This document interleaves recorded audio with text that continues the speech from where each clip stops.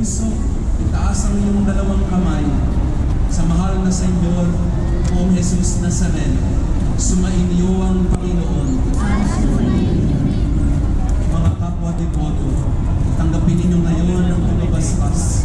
Mahal na Poong Jesus Nazareno, inihayag mo sa pamamagitan ng krus ang walang maling na pag-ibig ng Diyos sa sangkatauhan.